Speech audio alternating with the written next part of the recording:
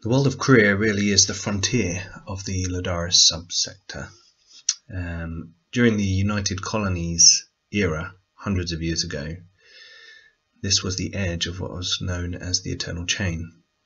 Hence, the sector is now known as the Eternal Reaches. Korea sits on the border of the Amber Zone, as you can see from our nice little subsector map, and has reopened its doors to trade. The port, Far Harbour, has reopened. The department heads have encouraged travellers and explorers to take up jobs and tasks from the government of Korea in order to go out and explore the world again. This has drawn in people from all over the subsector, even ranging further afield into the Eternal Reaches sector itself.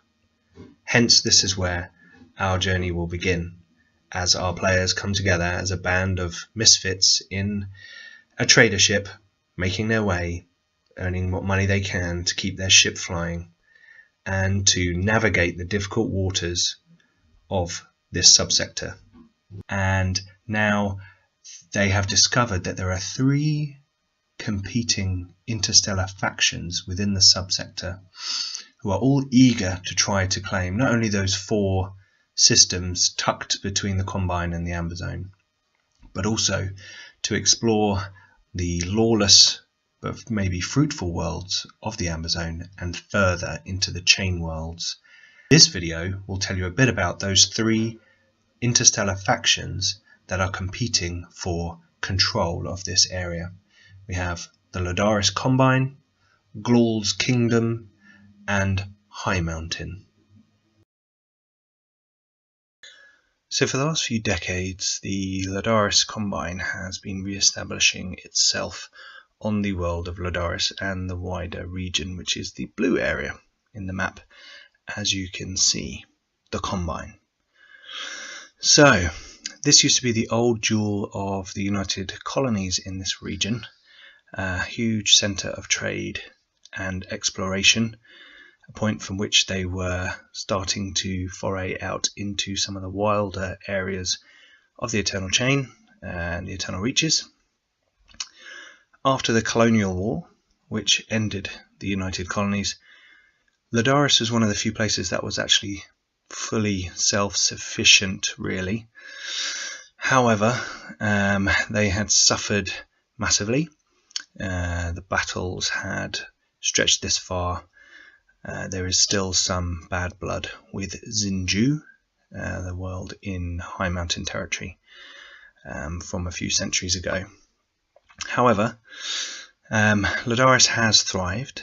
It is now a neo-communist society governed from a very fancy-looking United Colonies old space station in orbit of the planet, which has now been renamed as Luminary Station, from which the Combine governs the world below. They decide what is fitting and appropriate for every member of their society, what they need, and then they share that out to everyone. Obviously not everyone agrees with what the Combine sees as a need of the people, but that's why it's a neo-communistic bureaucracy. So as I said, they've been spending the last few decades spreading out from there, using Luminary Station as a central point for starship manufacture, trade with other systems, and exploration into the small intersection region between the Combine and the Amber Zone. There are 3 other main worlds in the Combine. One is Krelbesh, which was part of the old Redol merchant authority in this area. Now, that was a big trading organization that existed here around the same time as United Colonies and was a trading partner with Lodaris. After all the troubles ended and the Combine had re-established its own sort of real spacefaring culture, they decided to revisit their old trading partner. However, they had seen that the planet had been taken over by a series of elders and family lines. However, they hadn't re-established themselves as a spacefaring nation. So Lodaris has in fact decided to influence those family lines through certain resources, trading agreements that favour certain elders, and are in effect controlling the destiny of Krelbesh, which is something of a pattern you'll see. Next round we'll talk about Hespero. This planet was really peacefully conquered by the Lodaris Combined. This is a world that has regressed to around 21st century Earth technology level, with a few bits and bobs here and there left over from the United Colonies times. But Lodaris Combined effectively parked their navy above the planet and made the three governing nations sign pretty heavy trade agreements. The people of Hespero now work towards the Lodaris Combine's greater good, and the Combine is starting to try to influence the three nations towards the standardized idea of equality that they like to share amongst all members of the Combine. Maybe not something they all want. Lastly, we have Cultis. Now, Cultis is a slightly different system. It's effectively a prison world, a re-education centre, I should say, to help people understand the depths and benefits of the equality that the Combine wishes to bring. Now, this is also the system that holds Exalted Predator Drift, which is a Chorix hive, which is a Rixiformed asteroid that is also in orbit of the world Cultis, as well as the prison station The Vault, cleverly named by the Combine. They're not very imaginative people, let's put it that way. Now, there is some trade between the Combine and Exalted Predator Drift. They have shared resources, they have an agreement for largely control of the system, and the Combine are very interested in doing this because, as you can see, Cultis sits on the edge of the kingdom territory, Glawl's kingdom. So these are the main worlds of the Lodaris Combine, the neo-communistic bureaucracy. They are trying to bring equality to the stars, to give everyone the same standard of living, to lift everyone up to their level, but to the same level and no further. Your communications will be heavily monitored. Travellers are advised that all intellectual property will be examined, except for courier information and expert information. But if you carry media, recordings, books of any kind that could potentially threaten the peace and tranquility of the Combine, they will be confiscated. In the wake of the colonial war, thousands, millions of people fled their worlds, fled conflict, fled battle on the front lines between the major powers of the United Colonies. Many of those people fled to Glawl's Canyon. This is the original world from which Glawl still runs his kingdom. Through the use of anagathics and life-extending technology, Glawl still presides over what was once a small trading outpost. Glawl's Canyon, which is a world with a canyon system that stretches across an entire continent, is a fairly lifeless world itself. However, the canyon has been filled with terraforming equipment until there is now a comfortable, reedle, swampy environment beneath the glass roof of the canyon. Now, anything goes here. It's a place that used to be an independent trading hole, now is a vast trading center, and as the saying goes, anything can be found in the canyon. So, with the reopening of the trade lanes in this region, Glawl's Canyon has become an important place. Now, the other worlds of Glawl's kingdom are here, we can see in the green region. We'll start with Grelge. Grelge is a hugely populated world in the billions. However, their technology level is really sort of 20th century Earth era. There are huge swampy tracts of land across the planet which make it very agreeable to Riedel, and the kingdom has placed a duke to preside over this world, a Grand Duke. And the Grand Duke of Grelge is actually a very esteemed position in the kingdom. Now this world is very happy, they're productive, and they are slowly being brought into line with the more advanced worlds in the kingdom. Next around we have Srelba. Srelba is an interesting world where the Grand Duke is really a religious figure, and Glorl is almost worshipped as a god. The primitive people of this world are stuck in workhouses, toiling away for the greater glory of Glorl. He does share with them, however. He provides them bountiful food.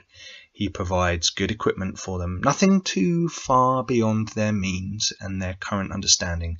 But slowly, ever so slowly, they are edging forwards. Progress is happening, maybe at a glacial pace, but it's happening. Next around we have Jaril. Jaril is an interesting planet. It's the leftovers of an old United Colonies base. It is an ice planet that's had a runaway greenhouse effect freeze the planet. So it's snowy, it's icy, and there are habitats that peek out of the snow drifts just long enough to capture solar power and to use that to grow their own plants within their habitats under the ice. People of Jaril actually petitioned to join the kingdom, and their head scientist was promoted to the rank of Grand Duke. Recently, another Grand Duke has been placed in. However, this is an interesting world with some great advances in environmental technology and agriculture, as they have been able to survive in a very difficult environment. The last world in Glorl's kingdom is Bavolra. Now, Bavolra is interesting, as this is a remnant world. This is a world where there is something left over from those first species hundreds of thousands of years ago. There are strange, deep ocean constructs beneath the seas of this largely oceanic world. The kingdom has sent an expedition to explore these deep ocean constructs. The Grand Duke there has a small team. It is a position of low power but great import. The kingdom is very interested in what may be found out from these strange constructs, what look like some ancient habitat beneath the sea. Who knows what secrets they may hold? Now, the king, Glorl, keeps an army, a navy, and kingdom ships patrol the region.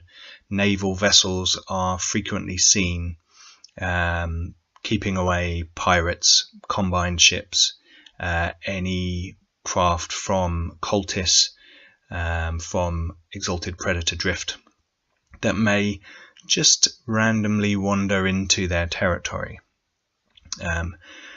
It is largely seen by the other factions of the region that Glorl's kingdom is massively corrupt. Glorl himself is a hedonist and someone who enjoys the base pleasures of life, let's put it that way. And his whole world, his whole kingdom is built around providing himself with an egotistical platform from which to rule over many, many billions of people. He has been very successful. But it is said that the Grand Dukes are always vying for power.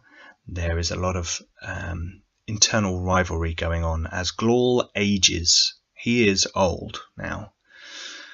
And everyone is looking to who will take over next. Which of Glorl's many children may take over. And some of them are allied themselves with different Grand Dukes. And how long Glorl can hang on, basically, and how much fun he can have before he goes. So that's Glorl's kingdom, an interesting hodgepodge of worlds, brought together by one powerful, charismatic dictator. The third faction influencing this area, and the one that probably has influence beyond, is High Mountain. High Mountain is a mega corporation structure. They have built an empire around corporate holdings, colonial investment, and infrastructure projects. Now, High Mountain is originally based on the world of Zinju, which is a cold planet, not frozen, but fairly cold generally, and has a huge population, hundreds of millions, in massive megalopolis cities dotted around this quite cold planet in the sort of warmer climes. It's a massively corporate society. There's lots of distrust and espionage going on between different corporations. High Mountain is the kind of conglomerate that sits above it all. However, many other corporations operate in this area who don't directly feed into High Mountain coffers. Mantrax Corporation, which comes from further afield, has some place to play here, as well as the Lane Runner organization, who are passenger ships that move between star systems, which has just started to ply the trade routes slightly outside of this subsector, but they're now moving into this area. Now, Zinju is a massive population, but recently High Mountain has moved their headquarters to a world which they have called High Mountain. This is a large rocky world with a chain of extinct volcanoes that they have built this kind of corporate city on top of, which sounds a bit Bond villainy. And they've moved thousands of people here as the center of their organization and where their advanced technology research skunk works go on for maximum security and maximum secrecy. So from Zinju to High Mountain, we've had quite a bit of the organization restructured in the last couple of decades, actually. And this planet, they are building a new starport above, and they're working to clean up the atmosphere of the planet. Now, some of the other worlds in High Mountain, we have Pangaea, which, as you can imagine by the name, is got a large megacontinent with small seas. This planet has an Industrial Revolution era society living on it. After the colonial war, this planet suffered massively. It's been heavily polluted, and the High Mountain leadership has decided that they should use this world as a center for heavy metals refinery. So the Industrial Revolution Society has been put to work. They're being paid handsomely for their efforts, but there lots of heavy industry goes on, and their planet has become heavily polluted. Next round we have Rienza. Rienza is like Cultis. It has a Cho-Rix colony on a Rixiformed asteroid. This colony is called Zealous Claw Drift, and this is a hive habitat which welcomes High Mountain trade.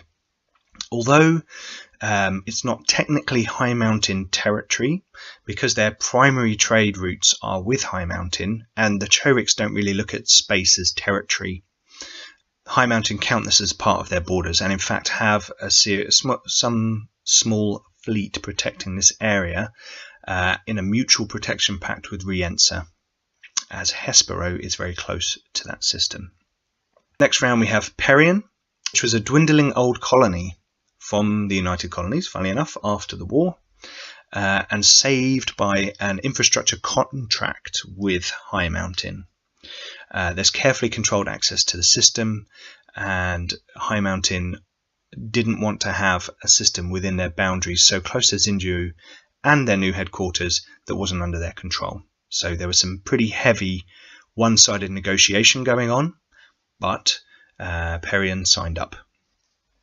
The final system to discuss is Frendak, Now, Frendak has a huge corporate-sponsored televised combat sports scene, which High Mountain have funneled lots of money into to pacify the population on this otherwise primitive world.